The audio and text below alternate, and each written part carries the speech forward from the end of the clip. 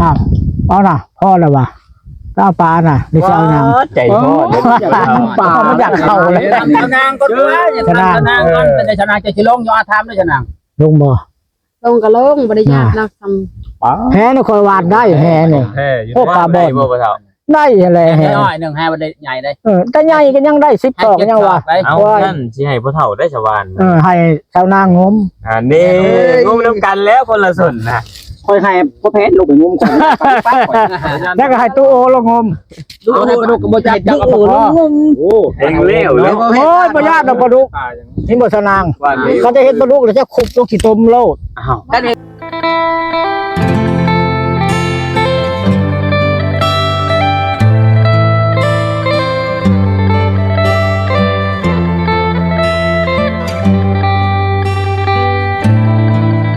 ำบ่ยากเนี่ยจับไว้บ่ ว่าเนาะ เป็นบ่ข้อเนี่ยจับไว้บ่ ให้จับไว้ให้จับแน่นๆบ่ ใครเฮ็ดปลาดุกก็สุกนี้แล้วก็ชุกไปใส่ตู้โอก็จะลงก็เอาแล้วพอเลยรอมาหานเจ้าเองมันจังสิบ่เจ็บ บ่ข้อบ่เจ็บปานใดเนาะบ่ข้อเนาะ ว่ามันเจ็บนะ บ่ข้อมันบ่มีบางงานตาม คอหันเลยประคอนปล่อยให้ชนางจับ แม่ ปลาดุกให้ตุพาย บางข้อบางงานตามันไปตามไม้มันบอดข้างนั้นมันเหลือปลาข้อตาเดียวเนาะแม่นั่นน่ะมีเลยจับปลาดุกยันเลยเนาะ บ่ย่านบ่ย่านดอกต้มแน่นี่บ่ย่าน ได้อยู่ปลาข้อจับได้อยู่ ชนางคอยจับได้โดยยันจะปลาดุกมันปากคนนะ แม่นมันปากมันมีนี่ค่ะ ชนาง นี่แต่ปลาธรรมชาติได้เนาะ ปลาเลี้ยงกันนี่เวลาเขากินมัน ปลาดุก โอ้ย แล้วก็มีปลาข้อ ปลาดุกแล้วปลาคอปลาตะไคร้เจ้าว่าสิมอดเนี่ย ไทย โอ้ยมันไปใส่อีกพื้นเท่านี้ไม่ได้เอิญ มันบ่ได้ทาคนน่ะ มีขางเนาะไผมันจะพาคน บ่ยากบ่ยากเนาะ ยากนะไปลมบุดๆมีแต่เอาเครื่องมาตำ พันดีจะบ่ขึ้นน่ะ แต่สิมีเมนูอย่างแน่จำเสียดมื้อนี้นะปิ้งปลาตำหุ่งบ่ แมน อ๋อ ตำคงปิ้งปลา ผู้ใดสนใจก็มากินนํกันเด้อผู้บ่าว มันนี่สาวนางจะตำจะคอยเป็นผู้ซับเนาะให้ชาวนางตำจะคอยเป็นผู้ปรุงให้ชาวนางมันเนี่ย อาจจะมีตัวบ่าวจะอื่นมากินน้ำกันเลยกัน ตำหุ่งแซ่บแน่ แน่ สุดยอดแล้ว นี่ก็ดีแหละ มี เนาะ แต่ FC แหละอะไรมีแต่ FC แหละ มามันคือชกมาแล้วเด้อไม่ก็มีกระชุกไปแล้ว มักกะทิแก้มันก็ได้ซุป มะม่วงตำแก้วพุ่นเนาะซุปเต็มต้น มะม่วงมีอยู่ มีบ่ แต่บางม่วง ตู้ก็ทำให้กิน คือกับปลาคอเนาะบ่มีปลาคอเฒ่า โอ้ได้พื้นปลาข้อเราบ่ นี่ปลาคอใหญ่อ้าวมันเจ้าได้ยินเนาะปลาคอเฒ่าบ่ได้มี บ่มีบ่แล้ว มีแต่ปลาคอใหญ่ ให้พ่อเฒ่าน่ะงมปลา มัน เก่ง กบ เด้ เล อย อ่ะ ฮะ กบเท่าอ่ะ กบกับกบเฒ่าบ่ได้ว่าเนาะมันก็กบใหญ่ก็ อันนี้กบใหญ่บ่ว่ากบเท่าเนาะกบเท่าก บเฒ่า กับกบน้อยที่เหลือกะปลาคอมันคุ้งแต่ปลาคอใหญ่ ปลาคอเขาบ่มีแต่ปลาคอเฒ่ามีแต่ปลาคอให แม่ ญ่ นคนสุภาพนี่นี่นะ นี่แม่นเลย ก็เป็นเงินเขาเป็นกบเท่าเนาะกบใหญ่แต่เท่าแล้วอ่ะกับปลาคอนี่ปลาคอใหญ่โลด บ่คอใหญ่บ่มีบ่ปลาคอเฒ่าเนาะ แม่น อ้าวจังว่ามันก็ นี่มั ต่าง นบ่อนอยู่ได้ปลาตาย ได้แล้วโว้ย ใจเย็นจะหน่อยลงไปเอาเขาเดียว งานจัด น้ำตื้น กล้าสิได้อยู่บ่ช อา นะ สิลงน้ำบ่ว่าเอาเดียว ตู้แพทย์เด้อลงนะตู้แพทย์ลงเด้อกับสนางเด้อตู้พายเป็นผู้วันแฮ ๆเก่งปานใด เตียงล่ะ โอ้ ไปว่าลงความไม่ได้ถ่ายน้อยว่ะ อืม เฮเอาเฮไม่บ่นมเอาเฮนะมันจะจบคลิปนั่นหน่อย สิบ้าจบนี่เนาะ จบคลิปจนหากินก่อนเนาะ บ้า เนาะเนาะ กินก่อนจักหน่อย ไปยังเนาะจบกันว่าจะให้ผู้เฒ่าพายครับมันว่าน้าลุงไปงุ้มตาพี่น้องว่าจะได้มาก็ได้จังหน่อยก็ได้เป็นยังไงจังหน่อยกัน ได้ ได้ จั อง ยู่ หน่อยจังหน่อย เอาได้ว่าต่อรอดูไปว่ากันชมนำกันพี่น้องอีกทีทุกท่านเลย จะว่าอะไรกันว่าสนาง ทำชานางมาเป็นอะไรทำไปลด สนาง จะชดจะปีแล้วไปสิ เพราะว่าพายบ่อยากถามบ่ว่าสาวนางน่ะนี่อย่างมาคาใจมาพบ คือมาเห็นชาวนางมันมีความว่า ว่าไม่ข้อมูลมันตักตั้นตู้เลยเนาะ บ่คิดจะถามบ่ประตูบ่มีนาถามมันเป็นได้เห็นชาวนางแล้วมันบ่มีนาถามบ่คิดบ่ออก มันแค้นโพดอยากจะนั่งหมักเลยเนาะ ปกติคือว่าเก่งอยู่ล่ะบ่สบายมาฮอดเห็นชาวนางบ่เห็นมีความว่ามันบ่พอนั้นบ่พอเรื่องๆนั่นน่ะว่าเอาอีก บ่ นะมันบ่พอแต่นั้นเอาอีกนะ ตอนแรกว่า คุณพนางจะถามเชื่อบัตรเนี่ย ถามจ้ะ โสดมาเลยจักปีเลย โสดมา4ปีเลย ยังบ่ได้มีผู้ต้องผู้ชูนบ่ตะขาหัน โด มาย บ่มี เสร็จตำทาน ก็แน่นอนแล้วเนาะในบ้านไม่เห็นตู้พายเป็นอะไรซะ ยังกดได้ช่วยเสมออ้อยกลางกอคาซีดีมานี่ เอาพังประตูพายถามก่อน มาเห็นนี่สิกันสิพรเป็นไปได้สิบ่ เบิ่งก่อนเนาะ เบิ่งก็เบิ่งว่าก่อนแล้วนะเนาะ สิพอเป็นไปได้อยู่บ่ก็บอกว่าบ่ได้แล้วก็ย่าเนาะก็บ่ได้แล้ว ใช้ก่อนเนาะ แม่นค่ะเบิ่งกันก่อนลมกันไปก่อน ก็เบิ่งก็เว้าก่อนลงก็ได้นะแม่นบ่จำนี่เฉพาะเอาได้บ่หั่นนะอันตู้พาย เอา ถาม ได้เอาได้อยู่แต่แบบเบิ่งกันก่อน เรื่องนั้นก็แม่น ก่อนเนาะ ใส่ใจคอกันก่อน ก็ธรรมดาจะว่า ถ้าเป็นแซ่บผู้สาวก็ยังมาเบิ่งกันก่อนยังเลิกแบบเฮาคบเป็นปีเป็นเดือนยังเลิกบ่ได้เนาะ อย่างว่าแล้วก็เบิ่งก็แม่นแล้วบ่ ว่า เบิ่ง ว่าสิให้เวลาประตูพายนี่โดนบ่จักเดือนจักปี ก่อนน้องบ่ฮู้แบบยังบ่ฮู้เรื่อง อันนี้ ไปเรื่อยๆวะน่ะ ยังบ่รู้เนาะ ว่าเห็นเรามื้อนี้ได้เขาเห็น เฮ็ดมื้อนี้ แรกเนาะ เคยเห็นเนาะไม่ก็เคยเห็นมานี่เห็นแต่ในโทรศัพท์เคยเห็นตัวพายคือกัน แต่กี้ก็เห็นคือกันแต่ว่าไอพอนพาไปเนาะ ครั้งแรกเบิด เห็นคือกันแต่เฮา บ่เห็นนะ เฮ็ดซอย หาเราบ่เคย แต่ เห็น ว่า มื้อนี้คือว่า เห็นแต่เฮา เห็นเรา อันนี้ก็ตั้งใจว่าจะไปหาเราอยู่เงื่อนกูแหละแต่ว่าพออ้ายเพิ่น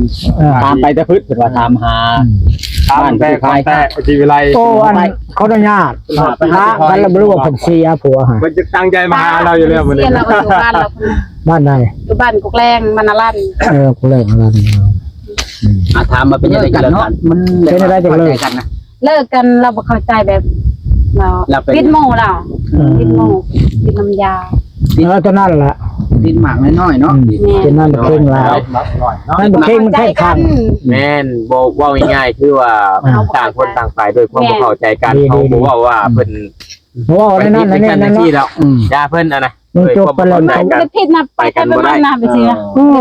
แบบไอ้ไผไปมัน แบบไปแล้วบ่ใครจะกลับมาเฮือนบ่เนี่ย แม่น ไปลำไปเลยบ่ แม่น มาเห็นสนางปานนี่จะเห็นเนาะแต่ที่ขอว่าสนางนี่บ่แม่นคนไปในเสียงนั่นแหละเนาะ แม่น เลิกกันจบอะไรเลย มันมาเบิ่งเขาบ่แม่นได้สูง ห้างนี่ห้างก้นแตงเงินบ่ชาวนาง บ่เขาบ่อยากป้าแต่เฮานี่ละป้าเฮาว่าเราแบบเราไปแบบบ่ถือซ่าหั่นน่ะไปแบบลำเลยหั่นน่ะแบบเบิดเงินแล้วกลับมา กลับมา แม่น ไปปันงูรอบขอบนั่นไป2-3มื้อ แม่น คันว่าบ่มีเงินแล้วมานอนโคตรงอด แม่น โอ้ แบบเดียวกับสู้เฮาเนาะเบิดเงินละมื้อ นั่งรับได้ ผมมีเงินแล้วบ่ได้ออก มีเงินแล้วมาอีก บ่ได้ไปตั้งใกล้ตู้แดงขายใช้น้ำมันนี่แล้วตู้ หาเก็บก็ว่าหน้าหาใหญ่แดงมีแต่ให้ลาวบ่น่ะตะกี้ฮะ ตะกี้ให้ลาเบิดหั่นอย่า พอแล้ว แยกไปแดงไปขายได้โทรให้ผัวเบิด อืม แต่ว่าไปนำกันบ่ได้แล้วเนาะตัวพาย ผู้ให้นี่แล้วได้ ถ้า เงิน ตัว เรา พายได้เงินในช่วงให้เมียมัด ดีเนาะอย่าแต่ โอ้ย แต่ว่าคือย าเขาบ่ได้โชว์เพิ่นเนาะ พายเราให้เมียเก็บปัดเราหาเงินได้ บ่ได้สูงยาแล้ว กันได้เมียน้อยไปนี่เด็กแล้วนี่เนาะ เฮ้ยสิบ่เว้าแล้วสุภา แท พ งปันตาเลยนะ ปันลาวันเราบ่ได้มีแล้วมีแต่ผู้สาวน้อยแต่ละปะแม่นบ่ ฮะ ผู้สาวน้อยต่างๆมันจะมีบ่ ขอบ่ได้ปะเมียปะนะ เมียปะ ทำว่าแต่ละ เมีย เอา ปะ อยากให้เรา เป็นยังไง เข้า จังเมียปะ เราก็เข้าสู่สนามทางแม่ เขาก็ตีว่าเท่าว่าหนุ่มหรือว่าได้แล้วเนาะเฮาก็บ่ได้ว่าอีก ไป ครั เห็ บ นกับเป็นไอ้น้องค่อยละรุ่นนั้นรุ่นซับค่อยนี่แหละตอนนั้นเขาไปถ่ายคลิปให้ดู เจ้าแม่นบ่ไป แม่นค่อยนี่แหละไป งาน เคยไปกับไอพอน ไปเรื่อยๆได้เที่ยงฮะ เคยไปกับ ครับจะว่า สองเทื่อ บ่แต่ที่เราต่ำเนาะ ฮะแล้วเตะสิ เตี้ยนะค่าเราอันในรูปมันก็ยืดแล้วเนาะ แสดงว่า เป็นในห้างใหม่ๆมันยืดนะ แสดงว่าประตูพายนี่ยังจำได้เด้ตอนตะกี้แล้วว่า เพราะว่าสาวนางมันมีบ่ได้ยินดอก พลาดอยู่เราอ่ะ เราไปทางเราบ่ได้เว้าเนี่ยดอกเราจากพาเมียเฮานี่ไปถอดๆทำมาว่ายืดๆเฮา ตะกี้บ่ แต่อยู่เถียงเพื่อนเท่านั้นน่ะ เราก็รุ่นค่อยนี่แหละเราดิ บ่ร้องน้อยกว่าเจ้า เมียเราหัน เราหากระซัก1 ปีนึงมันสิมีนะ มันบ่ได้ฮอด21ได้ แล้วตอนนี้เพิ่นเอาผัวแล้วบ่ ยัง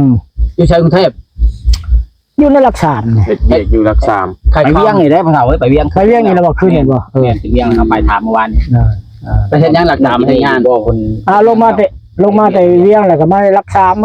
คนเฮ็ดงานกับพ่อปานนั่นต้องนางอันนี้นะบ่ได้ควัน บ่สู้งานบ่เรายันเมื่อย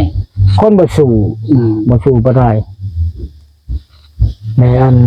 แม่คนเนาะ ตะกี้ก็อยู่ในโปกิโนก็บ่ผ่านเฮ็ดเวียงแล้วก็บ่ผ่าน มันบ่เคยเฮ็ดเวียกคนมันเฮ็ดเวียก บ่ทนบ่ได้ บ่ทนมันแม่นบ่คน เรียกเบาๆแล้วก็ยังบ่ทนคือใช้โลก้ามื้อ4-5มัดนั่นนะ มีแต่จ้างและกำเฮา มีแต่พวกเราได้เห็ดสิเนาะช่วงหลับนาเนาะ โอ้ย แต่หน้าทุ่งน้อยหน้าทุ่งใหญ่ ก็ลกเองขันจ้างบ่พอก็ได้เขาดำ6 7 8 โมง 10 โมงกลางคืนเนาะ 10 โมงกลางคืนกันลำ แล้วเมียก็ดำบ่ ว่าโถ มันเห็นยังนอน มื้อนอนเลย มีหมดหลายเนาะ เจ้าก็นั่งดำคนเดียวเนาะ ดำได้ชุมันตะรองมาแต่บ้านโคกเอาปะเท่านี่ร้อยนะจะว่าจังร้อยฮอดพันเฮาว่ะแล้วบางพวกนาเฮาเนาะเรื่องเห็นเวียนนะโอ้ดิ้งนอนบ่ชูเฮาดอกคุมื้อนี่ บรรยากาศดีเนาะ นะ จังว่าก็แม่นอยู่ละไปเฮาก็เบิ่งอยู่ละไปอยู่ในนาน่ะแต่ว่าเราจะอยู่จังน้อยเนี่ยนี่ โดย เฮ็ดได้แต่ว่ายืดคนถ้าเป็นแม่ห้างได้ลูกแล้วมันยืดนะ ก็เป็นอย่างนั้นป่ะครับ เอามันก็แน่นั่นเลย อยู่ คือก็งัวคือหมูเฮาเนาะคือก็หมู น้อยเขาก็ยังใหญ่ คือหมูเฮานี่ได้ชอบแต่บิดมันยังน้อยแม่นบ่ พอมาเลยเอาพอจะหน่อย ทึกพ่นมาพ่อใหญ่ เขาจะใจปุ่น เนาะ มันก็ยืดเขาได้ลูกเลย มันยืดเนาะ ห้างดำห้างแดงได้เพิ่นว่าเนาะ ถือปุ่นละงามขึ้น ทึกพ่นนี่ก็กันกับผู้หญิงบ่เคยจีบผู้บ่าวนี่นาจืดๆเนาะก็ได้พอผู้บ่าวแล้วป้าโทษนะปันหยังเนาะเคยเห็นหลายคนเลย พวกเฮาเบิ่งอยู่ จะให้พุ่นให้อยู่แต่ละคนเนาะแล้วว่า หน้าแดงนะได้ผู้หญิงแดงเตียนนะได้เลือดไหลเลยเนาะเลือดวนเวียนดีเพิ่นว่า จะไปอยู่นี่นะ จะมาเบิ่งคนพวกอะไรเป็นแบบเป็นตะกองหันหน้าตาเขาฉีดจะไปทางเกตเบิ่งเด้อคนบ่ได้พันคน หน้าที่ซีดบอกคนบ่ผ่านคนผ่านแล้วหน้าใสแล้วบ่ผู้ใดอยากหน้าใสติดต่อตัวท้ายว่าเด้อพี่น้อง คนแรกน้ำฮอร์โมนกันบ่ได้เอาไปเพื่อนเลย เนาะเท่านั้น ลีได้ เป็นแนวนั้นเนาะ เริ่มจืดแล้วหน้าพอแพทย์เดี๋ยวนี้น้องพอแพทย์ บ่ได้ไกลเมียบ่ เฮียไว้ใกล้หลายมือแล้วบัดนี้ บ่ อันนี้ อันนี้คือไอโอเล่เนาะ ไปหน่อย ใช่ เห็นไหม เจ้าคนนี้คือไอโอเล่ ให้อุเล่ใช้ ไอโอเล่อยู่เมืองพิน คือบ่ยังมีคนคือเนาะ เขาว่า แสดงว่าโมนั่นโลแล้วเนาะ รอด คือเด้ถ้าป่าเราคือ แต่ฉันคือพอแพทย์กันรอ ไป ด นำไอมันไอนิเล่เห็นเด้ มิลลี่เนี่ยวะ แม่นคือกันกับไอโอเล่ไปเป็นง่วงลานเนี่ยคือในเอ็ดขนาดตอนนั้นเฮ็ดเพลงอมยี่นะไม่ว่าคือแถว เนาะจะว่าแม่นบ่จัก คนเดียวกันจากนอกประตู จะคนเดียวกันภาพเอา ว่าเราคนซื่อ เราพายเดินทางมาไก่ได้มันนี่มาเพื่อหาชาว โอ้ นา มื้อนี้ แม่น แม่สุดยอดมื้อนี้ได้พอกันหลายคนเนาะ เจ้าภาคบอกเชี่ยวเจ้าแน่จังหน่อยเชี่ยวเจ้าก็ใจพิษดีได้น้อยใจไว้เท่าไหร่ฮะ ครับบ้างนะ ละงกนี่บ่แห้งเนาะเที่ยวเอ้ยมึงฮอดซาแล้วแนวเนี่ย มื้อนี้ จะว่าญาติได้ว่าสิเด้อ มื้อนี้กูมาหาชาวนางได้มื้อนี้ กินปลาไป มากินปลาสิดอกมาลื่นเคยกันสิเนาะ กูไม่ว่ามาญาติแล้วนะ ๆสาวนางผักซองเด้อผักซองเจสาวนางติดตามนี่เด้อซอง YouTube ชื่อว่าจะได้ นะเปิดช่อง YouTube แต่บ่ได้ลง เจสาวนาง จี้สาวนาง ชาวนางก็เปิดทาง ดีเจสาวนาง ติดตามใน FC เด้อ ก็ที่ตามเท่าไหร่แล้วจ้านะ พยักหัว จะหัว กำลังเปิดปะ กำลังเปิดอยู่ยังมาลง1คลิป เปิดมาได้จากมือแล้ว เปิดมือเดียว เปิดได้เปิดมื้อนี้ เปิดแต่มื้อนั้นทำแต่บ่ได้ลงคลิป ทันรู้ หาลงคลิปนึงมีแต่เวลาเป็นคนกระโปมีเวลาลงคลิป บ่มีเวลามีแต่เวลาไปหางอนให้ลูกค่ะ มีแต่เวลาไปขุดกระปูขายบ่มีเวลาถ่ายคลิปทำคลิป ย่านแต่ประตูพายสิรับได้อยู่บ่สาวนางมีลูกมีเต้าได้ประตูพาย โถ ได้อยู่บ่ ชื่อควายเลย ครับแล้วเนาะชื่อควาย ได้ดู คือคนคุมก็ดีแล้วว่ะในกินแห้งลูกหลุนเนาะ คุ้มค่าแล้วเนาะบ่เฒ่า คุ้มค่าไว้ คันได้เมียไปห้างลูกช้างตั้งแต่หลังให้เปิดว่า แม่นนะ หายากได้ แม่นแท้ ลูก2ลูก3นี่แฮงคัก แห้งคัก บ่ได้ความบ่กลับก็ได้ใช้แฮงลูกพร้อม คนได้กินแห้งลูก แฮงสบาย แค่ชาวนางนี่ดิบ่พอใจฮะ เองไปฮับได้เนาะชนางก็ฮับได้ก็ โอ้ย แนวนั้นบ่สาวนาง โดย บ่แม่นเกี่ยงทางนอกทางในเป็นมักเรือประจักษ์ ว้า เมื่อใดหมักเดือน่ะตู้มันเป็นอะไรล่ะ ทางนอกเกี่ยงงามบัดในบัดงูมันนี่ บักเรือเนาะ ยันว่าไปไม่มังหน้าบัดลืมสู้ผู้กาวลังบ่เป็นเอาได้เนาะประตูพาย ลองมึงก็เนาะ ว่ามันคนอะไรวะ ลองมือก่อนบ่ลองกับบ่ฮู้เนาะ แม่น เพราะว่าเฮาต้องเบิ่งใจ บ่ไปก็บ่ฮอดเนาะ จำอารมณ์ผู้บ่าวนี่แหละก็ลองมึงก็เนาะ ต้องลองได้ล่ะบ่เนี่ยเป็นว่า คุยมึงก็ โอ้ยบ่เราบ่แม่นเรา ก็กลับไป ลองคุยมึงก็ในใจที่ว่าซองในใจเขา ชนะลองโดยเอาละขึ้นว่า ลองไป แม่ว่าคือส่งกับเสือ บอกพ่อ ไอ้คิดไปสั้นนะ คิดลึกไปนะ เฮ้ยแต่ละคน ลองคบแล้วลองคบลองคุยไปก่อนเนาะ เนื้อชานางว่าสิว่าจังซี่แต่คุดกับปูเนี่ยกับคำกับปูครบพอได้ในแม่นเพราะนั้นบ่ชื่อ อ้าว บ้านนี้ อ้าวบ้าน แม่นเพราะนั้นบ่มักเนาะ ว่า แต่บ่นั่งตัว เบิ่งเนาะเบิ่งไปก่อน คำมันบ่ครบคอยเนี่ยคอยน่ะชื่อเจ้าโอลี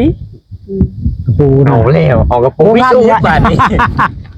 บูได้บักคูนึงเลิกนึงเอาไปสู่ เห็นแล้วจะคุดทันเลิก เลิกกันเนาะจำเป็นแล้วอยากได้เงินก็โคตรทำ ๆบ้านนี่ขอสิบอกเจ้ายินบ่ โดนเศร้า คำตะคุดกับปูนี่ คือจะได้เนาะ มีน้ำนะโหมันมี ชุด น้ำ แคนไหนมีน้ำเองมีน้ำเอง ประมาณจะโตมันอย่าง เจ้าฮุบบางหินใส่ขู่ไปโลด ได้ มา ลอยโต เห็นบ่ชะนาง ลอยโตกันยังหอด โลนึงเลยแล้วจะคุดไปไหนมันจากได้หอนร้อยนะ หอดได้ลอยโตหังโคตรตัน เต็มคู่ ขนาดค่อยคุดใจกระแตบมันนะตัว เบิดมือบ่ สี่หัน เต็ม โต คู่เต็ม เลย คู่ปัจจุบันเบอร์15หันเต็มคู่เป็น5 เป็นปูเบอร์15 ก็ปูหลาย คู่จังมือวันนี้คู่หลายคู่จังมือ มือหนึงบ่ มือนึง โอ้ คนมือนึงหั่นแหละ เป็นคู่คำบุญบ่ บ่ได้ค้ำนายหนึ่งก็เมื่อวานนี้ได้นายหนึ่งก็เมื่อ เมื่อวานนี้ซ้ำนี่ละมาได้ โอ้ ไปขายแล้วได้ขายได้50แล้วเหรอไปหน่อยเดียว กินลึกเนาะ ขนาดชาวนาเนี่ยวะ เก่ง กระ เลย ปูลึกมาลึกก้มจกก็จะเงื่งเหรอวันนั้นยังบ่มีผู้เอาเนาะ อยู่ บ่วันนั้นยังบ่มีผู้เอาแล้วเนาะ โสดมา4 ปีแล้ว มันนั้นแหละ ย้อนเราดูนี่จักแล้วจะ ไม่ว่าผู้บ่าวผู้ คอย แพ้ ดู วนี่ โพด บ่ เขา ได้ บ่เอาเนาะดู ผู้บ่าวผู้แพ้วนี่บ่ได้มาจีบมาตอบมาโอบมาลมบ่ บ่มี บ่มีเลย มีแต่ FC แหละโทรมาหยอกเนาะ ผมมายับชื่อ เขาว่าเจ้านั่งโสดบ่โสด อาโสดอาเสียบเนาะ เขาว่าเขาก็จะได้คำคมมันแหละเขา มีแต่ FC เพิ่นมิ่นเพิ่นโทรมาว่าหยอกดินนั่นล่ะเนาะ โคตรอีลีเจ้านางเนาะ โคตรดีเลย คันไผบ่ฮู้จักสาวนางนี่เข้าไปเบิ่งใน TikTok สาวนางตัวน้อยพี่น้อง TikTok ให้เลยจ้ะนางว่าคนใน TikTok นี่ฮู้จักเบิดที่จักเบิดไปใช้กับไปบ่บ่เคยไปก็เอิ้นแต่เจ้านางไอ้เจ้านางไปนำแหละ ไปบุญกันหลากหลาย เอิ้นก็แซ่บ เรื่องอะไร คือฮู้เด็กน้อยเด็กน้อยแห่งฮู้ล่ะตลาดนี่คนจ้องเสื้อจ้องแอวแล้วนี่ว่าไปนี่ก็ได้เขาจะให้ชื่อซอยเอาได้แล้วล่ะ คอยไปตลาดซิโนมันนั่นเขาดึงจนเบิดตัวเบิดตลาดซิโนไปบุญมานั่นเขียนจะหลากหลายหน่อยหาหลากหลายหน่อยรุ่นน้อยเลยทำลูกคอยนี่ผู้จักเพราะว่าเขาโหนะ เขาบ่ เขาต้องสาวนางแหละ เป็นระบบเลย เขาที่ว่าอาโสดอาเสียบในโลกไทยฮู้นำได้ ไม่ได้ถ่ายรูปเด้อ แต่ว่าไปบุญเขาไปเอาสนางไปเขาหุ้มใจแซ่บ ว้าวอะไร ๆซ้ำเขาหุ้มเขาจะไปหุ้มเขาน้อยเขาจะไทยหุ้มนำละฮะ มันนั่นเป็น พอแล้ว แบบนั้น เขาไปไทยคลิปไปนี่ฮะ เขามือเขาจะตกตาเขาหลายคนเนี่ย ในที่ต่อคนที่ตามอะไร คลิปนึง107,000บ่ เซนเต็ดประมาณนี้ละ 107,000 แปลว่าเป็นออฟฟิเชียลเลยบ่อันเจ้าใช้ช่องเดียวเลยบ่ แม่นสองเดียววันละหลายสองคือสองเดียว เราไปฮอดรีวิวสินค้าผู้นั้นเป็นธรรมดา แม่น จานโอ้ สิน เป็น ค้า เรื่อง ดังได้สินค้าคอยรีวิวได้สินค้า เจ้าต้องเฮ็ดเป็นคอนเทนต์อย่างลงช่องค่อยว่าน่าสิดังแล้ว บ่มีเวลาซะนะ บ่มีเวลามีแต่ไปกับไปอยู่เลยลำอยู่เลยพ่อแม่จม โอ้ บ่มีเงิน ดูเล่นแต่โทรศัพท์ไปเด้อนะ เราว่าอยู่แต่โทรศัพท์มีเวียกหยังเราบ่ไปได้ พ่อแม่จมเนาะอันนี้คือสิแม่น แล้วว่าลูกจะกินขนมเนี่ยสิฉันคอยตั้งไปหาเนาะฉันคอยบ่ได้ไปหาโคตรคอยก็ไปติดแมงจัน นี่ ฉันคอยบ่ได้ไปติดแมงจันคอยก็ไปแย่แมงสร้างบ่ได้ไปแย่แมงสร้างเขาไปแย่ไข่มดแดง แม่สร้างเลยได้แม่สร้าง อ้าว วงสร้าง แดนมาอยู่ในใบม่วงคนนี้นั่นแหละแมงช้าง มันซาลาวหันของแมงสร้าง แม่ร้อย แมงม่วงช้าง ไปพวกไปเด็กม่วงอันนะ คือว่าคนซาลาวเอิ้นแมงมุม นั่นแหละ เอิ้นบ่คือ แม่ กั ก น ระดูก เนาะ นะบ่ แม่น นั่นละบางคนก็เอิ้นเหมือนกันแมงบี้แมงบ้านะแมงม่วงช้างแหละแมงช้างน้อยทีเดียว เปิดงุ้งบ่ได้กินแม่สร้าง ส่วนลายมันก็อยู่ในใบม่วงก็แล้วลายตะกี้ ไปจอดแล้วว่าชนะยางมื้อนี้ชนะ คันว่าได้ไล่ก็ไปขายคันได้บ่ไล่ก็กินเนาะแล้วกินแล้วขายก็กิน มื้อนี้สิพาสาวนางไปเอามายาง ไปเอาอย่าง โมเมนต์เจ้าสิพาเจ้านางสิพาประตูพายไปเอามายา หน่วยมาได้ ถูกพายก็ไปนำกันนั่นแหละเรา ไปเบิ้ลหูเนาะ เพราะว่าเฮาฮู้ต้นนี่ เนาะมันตัวใหญ่ซะแน่น่ะชนะ มันเป็นเครือ เป็นเครือมันแม่นต้น บ่แล้ว เป็นเครือมันแม่นต้น โอ้ยแล้ว แล้วก็มันขึ้น นึกว่า แบบเลยก็ ต้น ง่า คื ย อต้นหวานนี่นะ ตุ้มไผ่ขึ้นได้ เคยขึ้นเคยเห็นอยู่แล้ว น้ำโคกใหม่ไป เจ้าแชมป์ตัวท้ายขึ้นอยู่บ่ แนวนั้นเนาะ ขึ้นบ่ได้ดอกข่อยผู้ใดจะขึ้นก็ขึ้นแล้วแต่ จะนั่งได้ เห็นแล้วขึ้นบ่ ไม่มา คนเป็นโปรเกรสไหมคนเฒ่าโตเราอ่ะ เผาตกให้ได้จ้ะ ถ้าจะนั่งแล้วขึ้นแล้วสิเบาหน่อยเรา ตกมาโปรตูสิรับ ขึ้น ทั บ่ น ได้ อยู่ แล้ว บ่ มันสูงเนาะขึ้นบ่ได้แต่ชาวนาง ตู้ขึ้นได้อยู่บ่ประตู บ่ขึ้นเลย ไม่นั่นเด้ที่เฮาไปแมนมายาว เอาไม้แม่น ขึ้นได้แต่ ได้ หญ้า อยู่ ขา โอ้ ๆมันเหนียวดิ มันเหนียวมันบ่ ไอ้สิไปแข่งแดดนำบ่